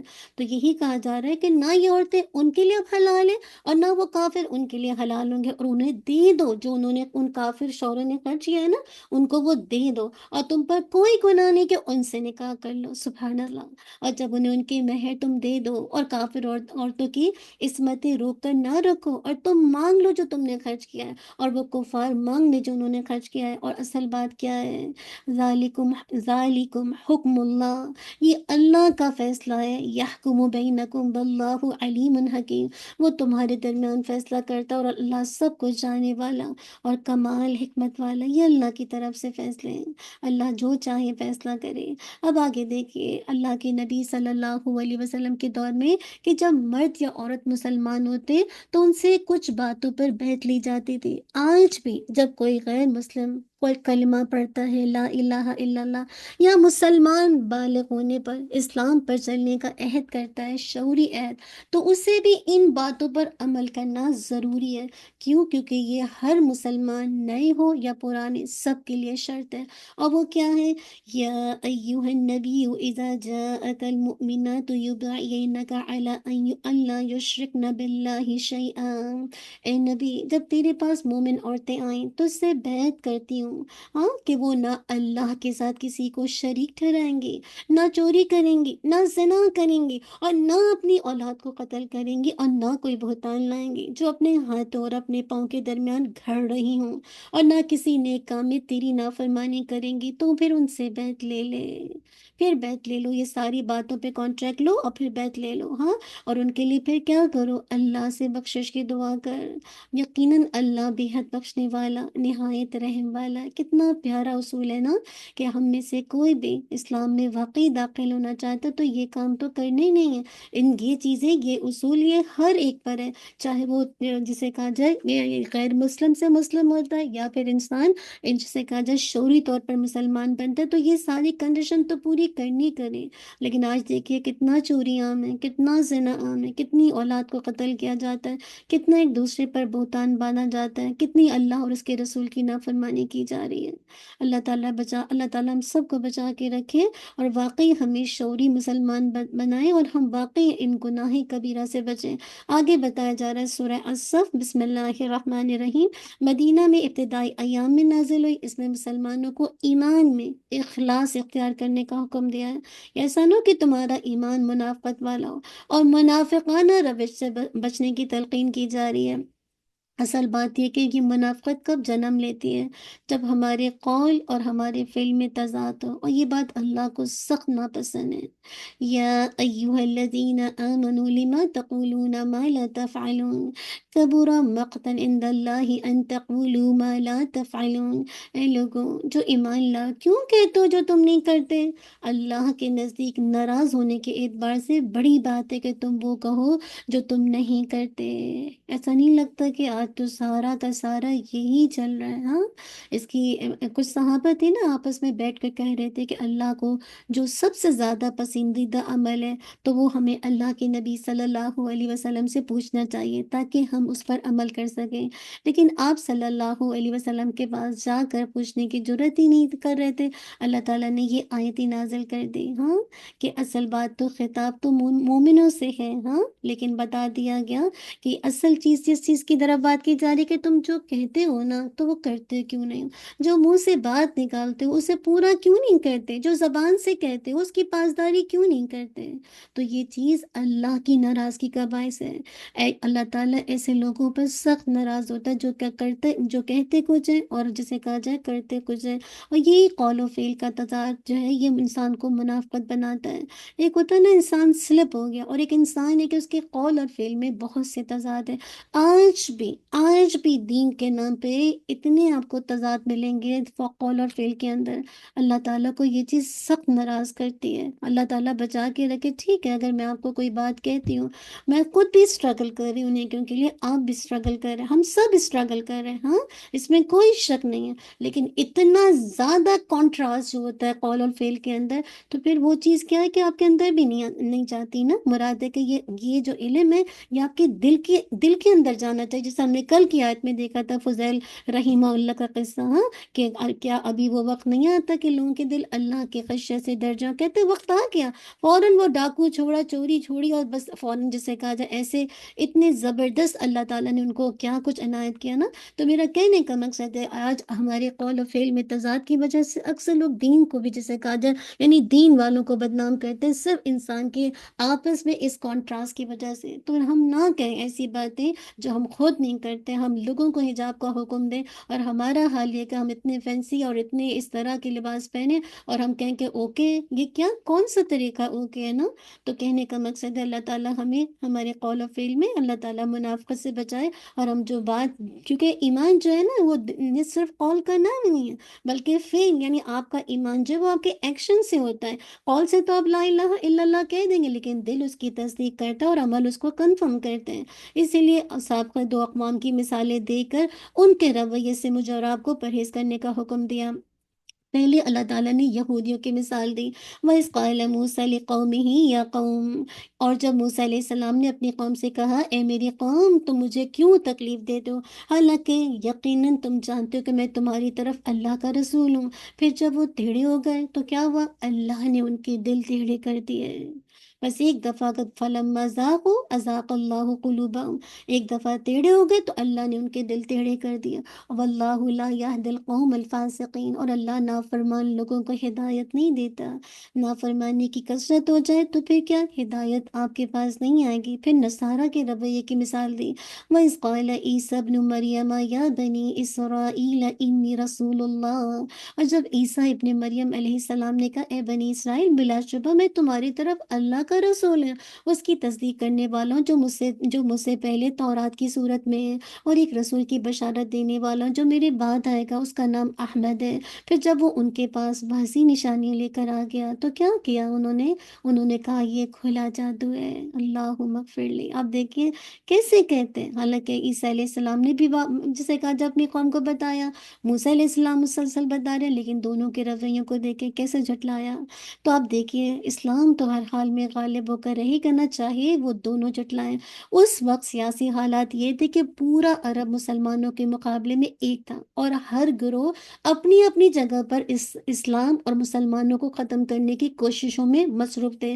مسلمانوں کی حالت یہ تھی کہ کچھ ہجرتوں کے ستائے ہوئے تھے اور کچھ مہاجرین کا بوجھ اٹھائے ہوئے تھے، اس کے ساتھ ساتھ کافروں کی سازشیں بھی ناکام بنا رہے تھے اور ان سے جنگیں بھی لڑ رہے تھے۔ تو ایسے موقع پر اللہ تعالیٰ نے فرمایا، ہاں ہاں، کیسے یہ سارے کام ہو رہے تھے؟ تو پورا عرب مسلمانوں کے مقابلے میں تھا، تو اللہ تعالیٰ کہتے ہیں یریدون لیطفئوا نور اللہ بافواہہم واللہ متم نورہ ولو کرہ الکافرون۔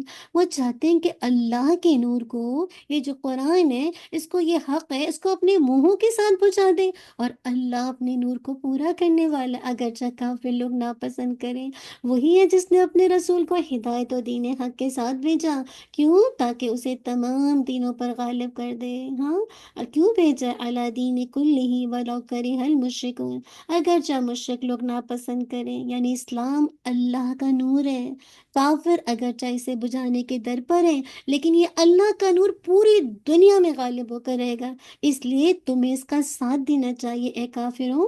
اور یعنی مراد ہے کہ یہ جو یہود و نصارہ اللہ کے نبی کا ساتھ نہیں دے رہے تھے نا، اور اللہ تعالیٰ کہہ رہے کافروں کی ہرگز آپ پرواہ نہ کریں۔ اب آپ سوچئے نا، اتنا بڑا اسلام کا نور۔ ہاں، اب اگر وہی بات ہے، میں نے پہلے بھی شاید یہ مثال دی ہے، اگر کوئی شخص جو ہے اپنی پھونکوں کے ساتھ سورج کو، جسے کہا جائے اس کی لائٹ ڈم کرنا چاہے، تو اس کی پھونکوں سے سورج، جسے کہا جائے، ڈھل جائے گا، ڈوب جائے گا، بجھ جائے گا۔ کتنا اسٹوپڈ ہے نا وہ شخص جو اپنی پھونکوں سے سورج کو، جسے کہا جائے، بجھانا چاہتا ہے، نہیں ہو سکتا۔ تو دین اسلام غالب ہو کر رہ گیا، یہ اللہ کا نور ہے، اسلام اللہ کا نور ہے، دین ہے، حق ہے، اس کے بجھانے کے در پر جو کافر ہے، تو یہ کبھی اس میں، جسے کہا جائے، غالب نہیں آ سکتے۔ اسی لیے کہا جا رہا ہے کہ یہ تمہارا ساتھ نہیں دیتے تو تم کافروں کی پرواہ نہ کرو۔ اسی لیے آگے اللہ تعالیٰ نے ہمیں ایک تجارت بتائی ہے، ہم میں سے کون ہے جو یہ تجارت کرنا چاہتا ہے؟ کر لیجئے، کیونکہ اس کے بعد آپ کو خوشخبری ملے گی۔ کیا ہے؟ اے لوگو جو ایمان لائے ہو، کیا کرو؟ تؤمنو باللہ و رسولہ و تجاہدون فی سبیل اللہ باموالکم و انفسکم۔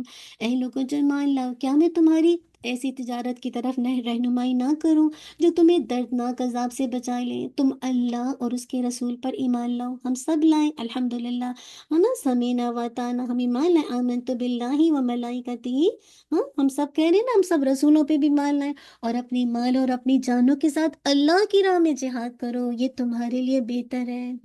کیوں؟ ان کن تم تعلمون، اگر تم جانتے ہو۔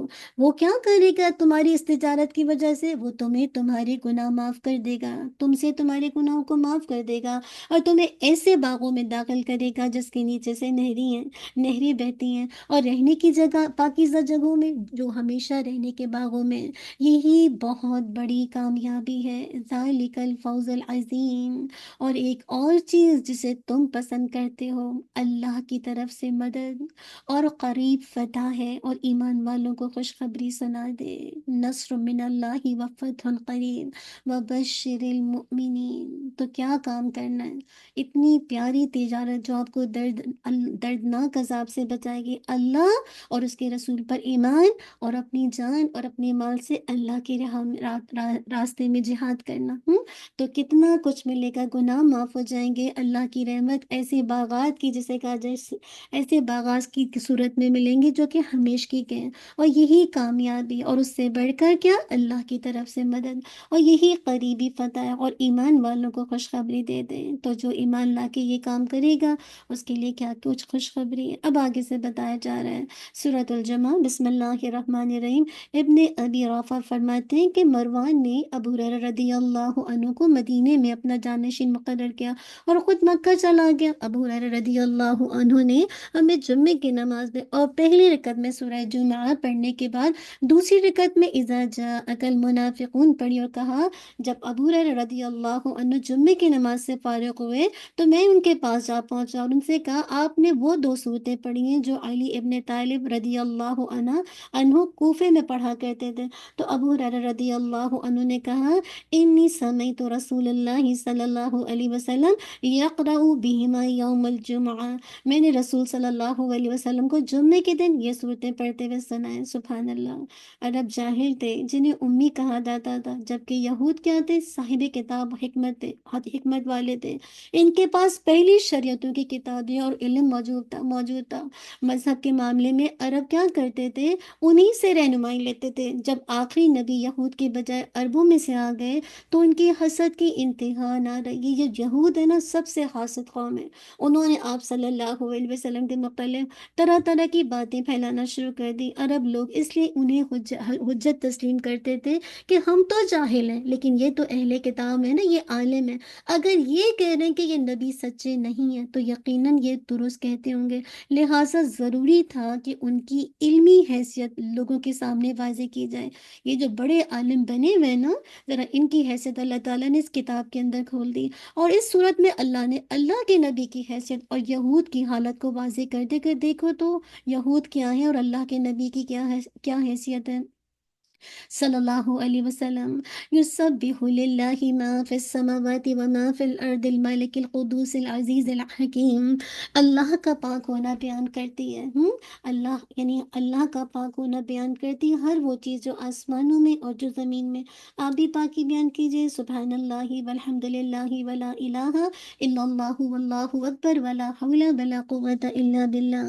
اور جو بادشاہ ہے بہت پاک ہے، سب پر غالب ہے، کمال حکمت والا ہے، وہی ہے جس نے ان پڑھوں میں سے ایک رسول امی میں انہی میں سے بھیجا جو ان کے سامنے اس کی آیات پڑھتا ہے اور انہیں پاک کرتا ہے اور انہیں کتاب اور حکمت سکھاتا ہے۔ بلا شبہ، حالانکہ بلا شبہ وہ اس سے پہلے یقیناً کھلی گمراہی میں تھے، اور ان میں سے کچھ اور لوگوں میں بھی آپ کو بھیجا جو ابھی تک ان سے نہیں ملے، اور وہی سب پر غالب کمال حکمت والا ہے۔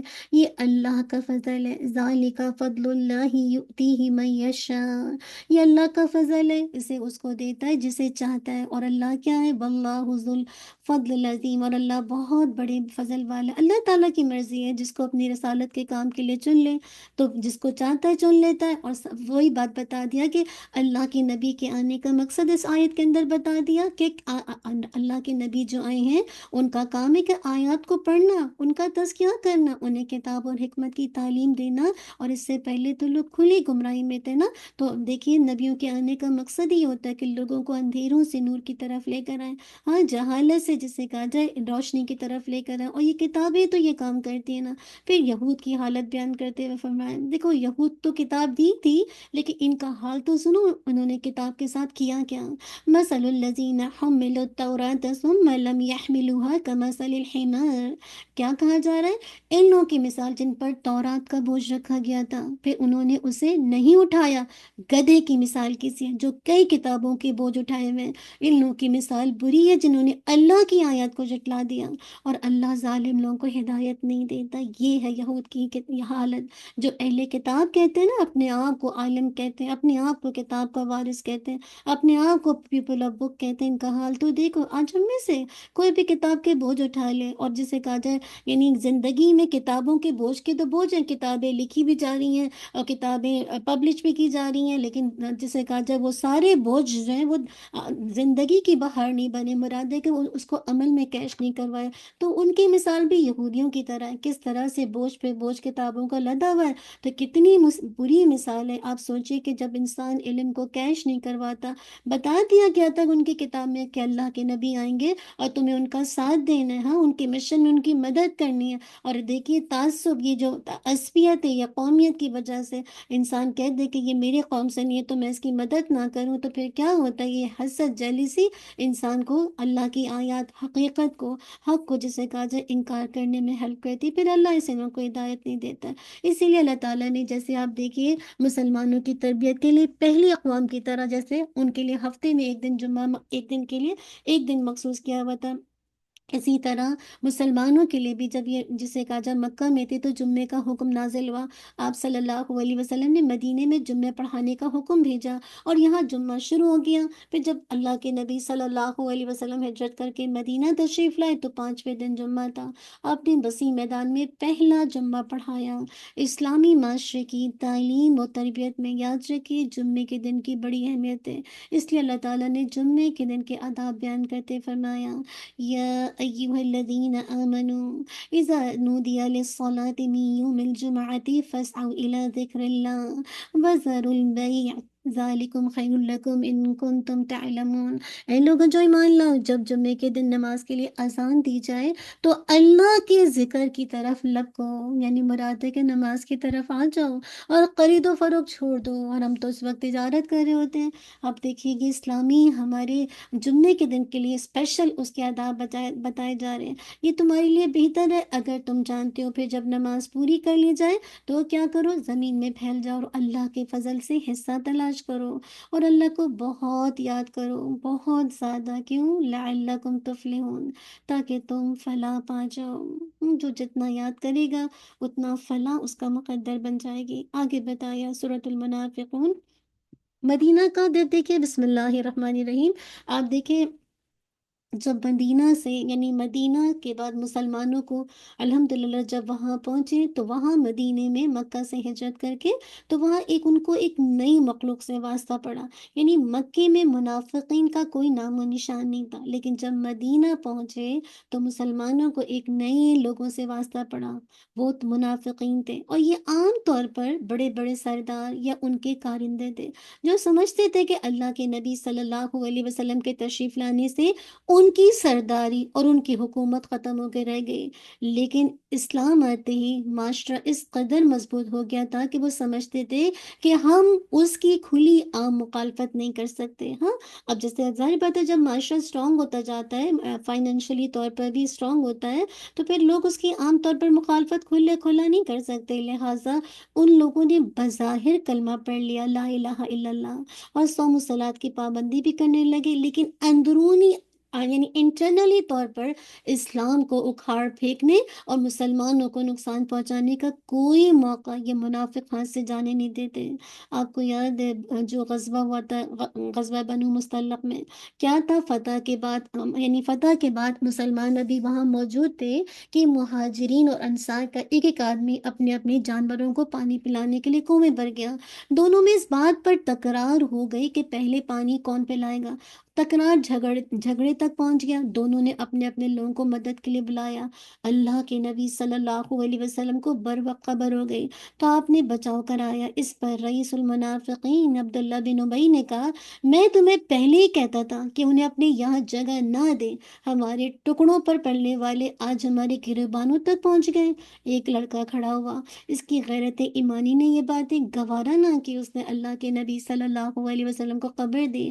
جب عبداللہ بن ابی کو پتا چلا کہ میری باتیں اللہ کے نبی صلی اللہ علیہ وسلم تک پہنچ گئی ہیں تو وہ بھاگا ہوا آیا اور کہنے لگا میرے بارے میں یہ باتیں کی گئی یہ سب جھوٹ ہے، میں تو پکا سچا مسلمان ہوں اور میں آپ کو اللہ کا رسول بھی مانتا ہوں۔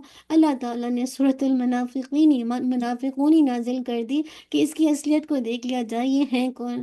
اذا جاءک المنافقون قالوا نشهد انک لرسول اللہ واللہ یعلم انک لرسول واللہ یشہد ان المنافقین لکاذبون۔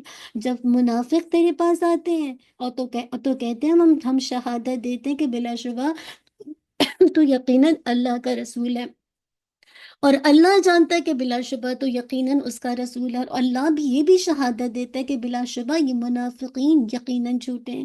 انہوں نے اپنی قسموں کو ڈھال بنا لیا، بس انہوں نے اللہ کی راہ سے روکا۔ یقیناً یہ لوگ جو کچھ کرتے رہے ہیں برا ہے، یہ اس لیے کہ بے شک وہ ایمان لائے، پھر انہوں نے کفر کیا تو ان کے دلوں پر مہر لگا دی گئی، سو وہ سمجھتے ہی نہیں ہیں، لا یعلم، پتہ ہی نہیں ہے۔ اور جب انہیں دیکھے تو تجھے ان کے جسم اچھے لگیں گے، بڑے ہینڈسم لگیں گے، بڑے اٹریکٹیو، اور اگر وہ بات کریں تو ان کی بات پر کان لگائے گا، یعنی ایسی بات کریں گے نا جیسے بڑا ایسا انداز ہے کہ انسان بالکل محو ہو جائے، کیا بات کہی ہے، گویا وہ اللہ تعالیٰ مثال دے رہے ہیں، گویا وہ ٹیک لگائی ہوئی لکڑی، یعنی انسان بس اس کی بات سنتا ہی رہے، یعنی آپ بولتے رہے، ایسی باتیں کرتے ہیں ایسی کہ بس انسان بالکل جیسے لکڑی ہوتی ہے نا جمی ہوئی، اس طرح بس آپ ان کی باتیں سنتے جائیں، ہر بلند آواز کو اپنے خلاف گمان کرتے ہیں، یہی اصل اصل دشمن ہے۔ اللہ تعالیٰ کہہ رہے کیا کرو، بس ان سے ہوشیار رہو، ہاں الرٹ رہو، یہ تو ویسے ہی اتنے جسے کہا جب تمہارے دشمن ہیں، تو اللہ تعالیٰ کہہ رہے ان سے الرٹ رہو، ہوشیار رہو، اللہ انہیں ہلاک کرے گا، کہاں بہکائے جا رہے ہیں، ہاں کیسے، جسے کہا جائے اینا یؤفکون، یہی اصل دشمن ہے، بس ان سے ہوشیار رہو، میں کہاں یہ بہکایا جا رہا ہے۔ جب ان سے کہا جائے کہ آؤ اللہ کا رسول تمہارے لیے بخشش کی دعا کرے، تو وہ اپنے سر پھیر لیتے ہیں، اور تو انہیں دیکھے گا کہ وہ منہ پھیر لیں گے اس حال میں کہ وہ تکبر کرنے والے ہیں۔ ان پر برابر ہے کہ تو ان کے لیے بخشش کی دعا کرے یا ان کے لیے بخشش کی دعا نہ کرے، اللہ انہیں ہرگز معاف نہیں کرے گا۔ کیوں؟ کیونکہ وہ اللہ تعالیٰ جو ہے نافرمان لوگوں کو ہدایت نہیں دیتا۔ منافقین ظاہر ڈیل ڈول میں بڑے خوبصورت ہیں، باتوں کی دھنی ہیں، ہاں مسلمان ان چیزوں سے کبھی متاثر نہ ہوا کریں۔ کیوں؟ کیونکہ وہ ایمان لانے کے بعد کفر کرتے ہیں، اور وہ اللہ اور اس کے رسول اور مسلمانوں کے سخت دشمن ہیں۔ اب اس کے باوجود بھی آپ دوستی کرتے تو کریے، اللہ ہمیں نفاق سے بچا دے۔ اللہم انی اعوذ بک من الشقاق والنفاق وسوء الاخلاق۔ اب آگے موت کا وقت آنے سے پہلے اللہ تعالیٰ کرے خرچ کرو، بہت ضروری ہے تمہارے لیے خرچ کرنا۔ یا ایہا الذین آمنوا لا تلہکم اموالکم ولا اولادکم عن ذکر اللہ، اے لوگ جو ایمان لائے، تمہاری مال اور تمہاری اولاد تمہیں اللہ کی یاد سے غافل نہ کرے، اور جو ایسا کرے تو وہی لوگ خسارہ اٹھانے والے ہیں۔ اور اس میں سے خرچ کرو جو ہم نے تمہیں دیا اس سے پہلے کہ تم میں سے کسی کی موت آ جائے، پھر وہ کہے اے میرے رب تو نے مجھے قریب مدت تک مہلت کیوں نہ دی کہ میں صدقہ کرتا ہوں۔ کیا فائدہ بے ایسی آپ کو ریگریٹ کرنے کا؟ جو خرچ کرنا ابھی خرچ کرنا، یہ تھوڑی کہ جب موت آئے گی اس پر کہیں گے اور مہلت مل جاتی تو میں صدقہ کرتا اور نیک لوگوں میں سے ہو جاتا۔ اور اللہ کسی جان کو ہرگز مہلت نہیں دے گا جب اس کا وقت آ گیا، اور اللہ اس سے پوری طرح باخبر ہے جو تم کر رہے ہو۔ اللہ تعالیٰ کو سب پتہ ہے کہ جو تم کر رہے ہو۔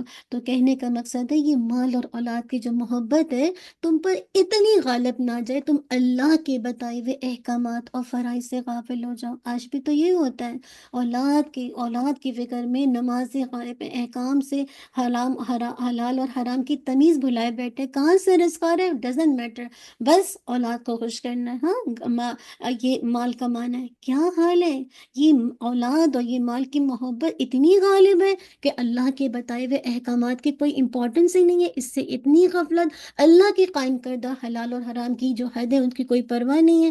تو منافقوں کے ذکر کے بعد اس بات کے لیے تنبیہ کی گئی ہے، یہ حال منافقین کا ہے جو انسان کو خسارے میں ڈالنے والا ہے۔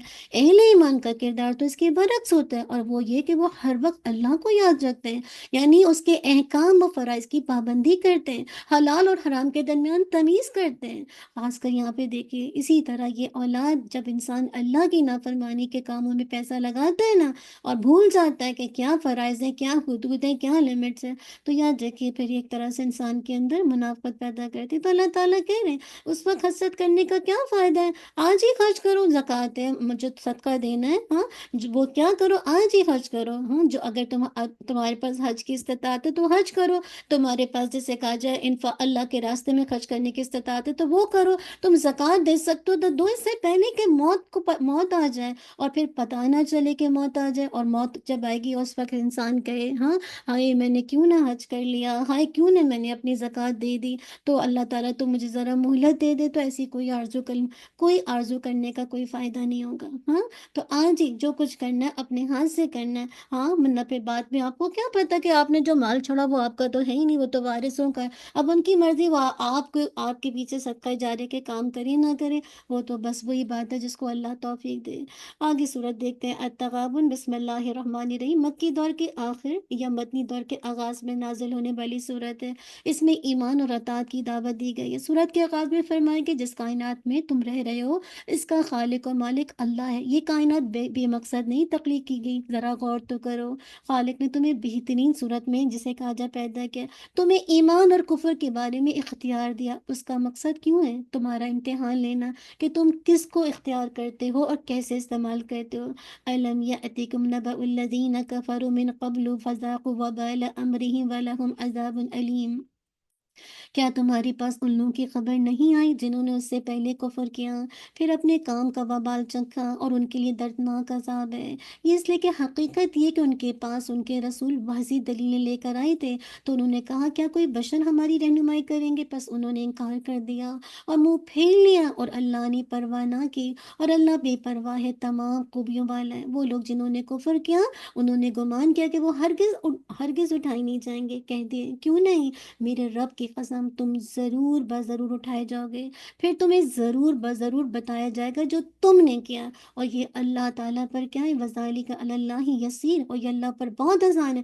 سو تم کیا کرو، اللہ اور اس کے رسول اور اس نور پر ایمان لاؤ جو ہم نے نازل کیا، یہ قرآن، اور اللہ سے جو تم کرتے ہو خوب باخبر ہے، یعنی اللہ اس سے جو تم کرتے ہو خوب باخبر ہے۔ تو اصل بات ہے کیا، کہ ہمیں جن جن چیزوں پہ ایمان لانے کے لیے کہا جا رہا ہے اس پر ایمان لائے، ورنہ ہمارے عملوں سے اللہ خوب باخبر ہے۔ سورہ الطلاق، آپ دیکھیے انسانی معاشرے کی بقا کے لیے نکاح ضروری ہے۔ بسم اللہ الرحمن الرحیم۔ اسی طرح زندگی میں ایسے موڑ بھی آتے ہیں جن سے باحفاظت گزرنے کے لیے طلاق کا آپشن بھی ضروری ہے، لیکن نکاح اور طلاق کے آپشنز کھلے نہیں رکھے ہوئے کہ جو چاہے جیسے چاہے ان کو استعمال کرے، ہاں، اور دوسروں کی زندگی اور جذبات سے کھیلتا رہے، بلکہ اسلام نے دونوں کے کچھ کھول کے چھوڑ نہیں دیا، بلکہ کچھ اصول بتائیں، کچھ پرنسپل طے کیں جن کی پابندی کرنا ہر مسلمان پر فرض ہے۔ تو طلاق دینے کا مسنون طریقہ مختصر یہ ہے کہ جب بیوی حیض سے فارغ ہو جائے، پیریڈ سے فارغ ہو جائے، پیریڈز میں طلاق نہیں ہوتی، پیریڈ سے فارغ ہو جائے،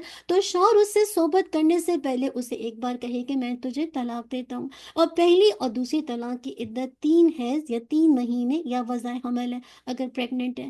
پہلی اور دوسری طلاق کے بعد شوہر کو عدت کے اندر رجوع کا حق حاصل ہے، چاہے رجوع منہ سے کرے یا فعلی یعنی آپس کے تعلق سے کرے۔ نیز عدت گزارنے کے بعد یہ نئے نکاح سے اکٹھے ہو سکتے ہیں۔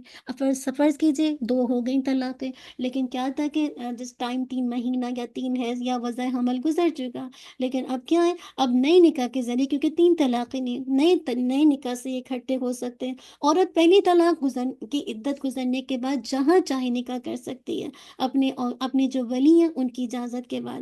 پہلی اور دوسری طلاق کی عدت کے دوران نہ بیوی ناراض ہو کر اپنے والدین کے گھر جائے، اور نہ شوہر اسے اپنے گھر سے نکال سکتا ہے، بلکہ جو بھی نان نفقہ ہے، اس کی جو رہنے کی جگہ، وہ خاوند کی اسٹل ذمہ داری ہے۔ اور یہ یاد رکھ کے اکٹھا جو 3 طلاق ایک محفل میں دینا، یہ خلاف سنت عمل ہے۔ اگر کوئی بھی ایسا کرتا ہے تو وہ ایک طرح کی ایک ہی طلاق رجعی شمار ہوگی۔ ایک مجلس کی اکٹھی 3 طلاقوں پر اجماع ہے۔ عبداللہ ابن عباس فرماتے ہیں دور نبوی صلی اللہ علیہ وسلم، ابو بکر کے دور عمر رضی اللہ عنہ کی خلافت کے 2 سال تک 3 طلاقیں ایک ہی شمار ہوتی تھی۔ اسی لیے اللہ تعالیٰ نے فرمایا یا ایہا النبی اذا طلقتم النساء فطلقوهن لعدتهن واحصوا العدة۔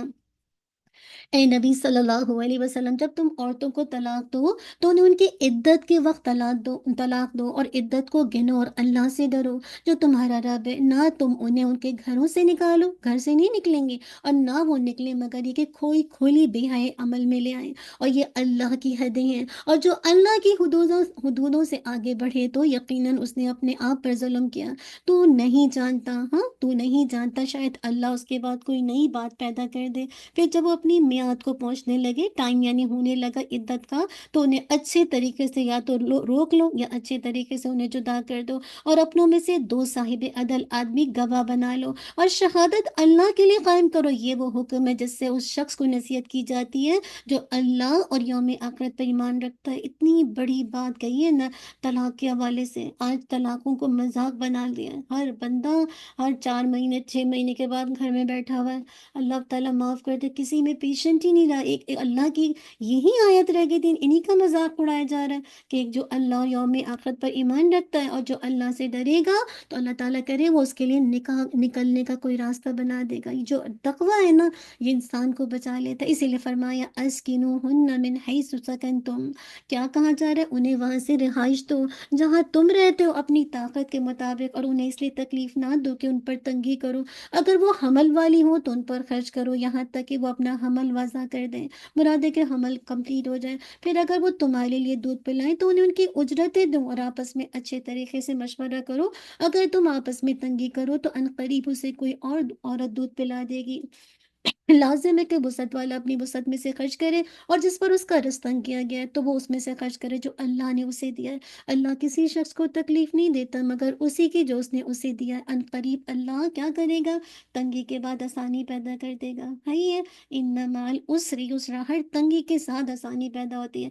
یاد رکھیے جو طلاق یافتہ عورت کی جو عدت ہے، جس کے اندر شوہر اس سے رجوع کرنے کا حق رکھتا ہے، عام عورتوں کی عدت جو ہے 3 حیض ہے، 3 پیریڈز ہے، اور حمل والی کی جو ہے اس کے بچے کی پیدائش ہے، اور جسے کسی کو وجہ سے حیض ہی نہیں آتا، پیریڈز نہیں آتے، تو اس کی عدت 3 مہینے ہے۔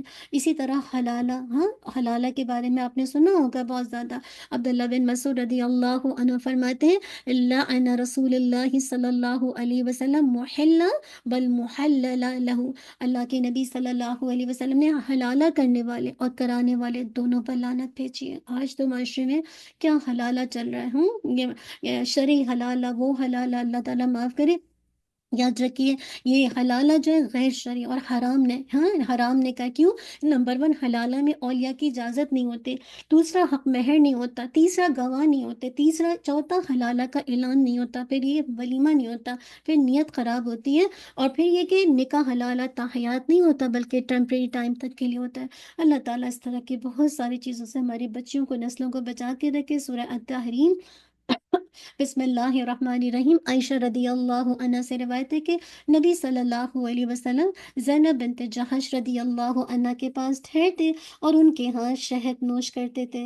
میں نے اور حفصہ رضی اللہ عنہ نے باہم مشورہ کیا کہ ہم میں سے جس کے پاس بھی اللہ کے نبی صلی اللہ علیہ وسلم تشریف لائیں وہ آپ سے کہے کہ آپ سے مغافیر کی بو آتی ہے، کیا آپ نے مغافیر تو نہیں کھایا؟ چنانچہ آپ صلی اللہ علیہ وسلم دونوں میں سے ہر ایک کے پاس تشریف لے گئے تو انہوں نے آپ سے یہی بات کہی۔ آپ صلی اللہ علیہ وسلم نے فرمایا لا بل شرب تو اصلاً عند زینب بنت جہش ولن اعود له، کوئی بات نہیں، میں نے زینب بنت جہش کے ہاں شہد پیا ہے، اب دوبارہ نہیں پیوں گا۔ اور اللہ تعالیٰ نے آیتی نازل کر دی یا ایہا النبی لما تحرم ما احل اللہ لک تبتغی مرضات ازواجک واللہ غفور رحیم۔ اے نبی آپ وہ چیز کیوں حرام کرتے ہیں جو اللہ تعالیٰ نے آپ کے لیے حلال کی ہے؟ تو اپنی بیویوں کی خوشی چاہتا ہے اور اللہ بہت بخشنے والا، نہایت رحم والا ہے۔ آپ دیکھیے اللہ تعالیٰ نے فوراً آیت کے ذریعے مداخلت کی۔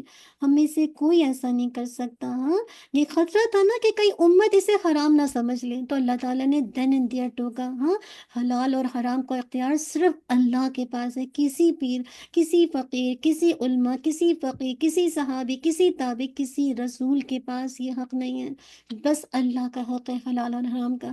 ہم میں سے کوئی کسی چیز کو اپنے اوپر اپنی ذاتی، جسے کہا جائے مطلب اللہ کے حکم کے آگے ہم کسی چیز کو حلال اور حرام نہیں کہہ سکتے، الا یہ کوئی کسی کو نقصان دے تو وہ اس کو نہ کھائے، وہ الگ بات ہے کہ نا، جس سے اس کو پتہ ہے کہ جان جانے کے، جیسے بعض سے بچوں کو پینٹ سے الرجی ہوتی ہے، ان کو پینٹ نہیں دیا جا سکتا، ان کی ڈیتھ کا مسئلہ ہے، وہ الگ بات ہے، لیکن اس طرح سے کسی چیز کو حلال اور حرام کرنا تو یاد رکھیں یہ صرف اللہ کا حق ہے۔ اسی لیے بتایا آگے کیا کریں، یا ایوہ الذین آمنوا قوا انفسکم واہلیکم نارا وقودها الناس والحجارہ، اے لوگ جو ایمان لائے ہو اپنے آپ کو اور اپنے گھر والوں کو اس آگ سے بچاؤ جس کا ایندھن لوگ اور پتھر ہے، اس پر سخت دل بہت مضبوط فرشتے مقرر ہیں جو اللہ کی نافرمانی نہیں کرتے، جو وہ انہیں حکم دے اور وہ کرتے ہیں جو حکم دیے جاتے ہیں۔ اللہ اکبر۔ تو مسلمانوں کو محض اپنی اصلاح نہیں کرنی چاہیے بلکہ اپنے اہل و یال کی فکر کرنی چاہیے، اپنے گھر والوں کی، اور انہیں دین کے راہ پر چلانے کے لیے ہر ممکن کوشش کرنی چاہیے۔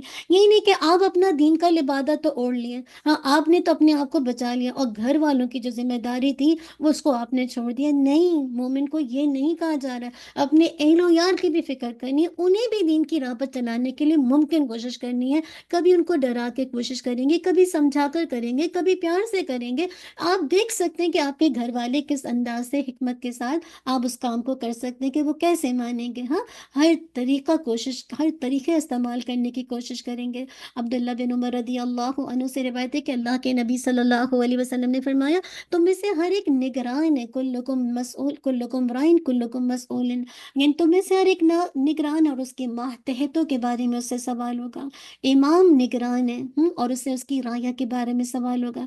انسان اپنے گھر کا نگران ہے، اس سے اس کے گھر والوں کے بارے میں سوال ہوگا، عورت اپنے شوہر کے گھر کی نگران ہے، اس سے اس کے بارے میں سوال ہوگا، اور خادم اپنے آقا کے مال کا نگران ہے، اس سے اس کے بارے میں سوال ہوگا، اور بیٹا اپنے باپ کے مال کا نگران ہے، اس سے اس کے بارے میں سوال ہوگا۔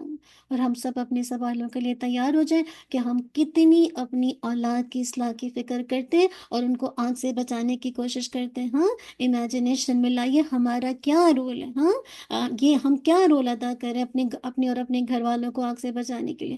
اسی لیے آگے فرمایا توبہ کرنے کا، ہم نے تو کچھ کیا ہی نہیں ہے، تو اللہ کے حضور توبہ کریں۔ آج ہماری اولاد کی اصلاح اسی وقت ہوگی جب ہم واقعی خود بھی دین سے جڑیں اور خود اللہ سے سچی توبہ کریں اور اللہ سے دعا مانگے کہ اللہ تو ان کو دین پر لیا۔ یا ایھا الذین آمنوا توبوا الی اللہ توبۃ نصوحا، اے لوگ جو ایمان لائے اللہ کی طرف توبہ کرو، خالص توبہ۔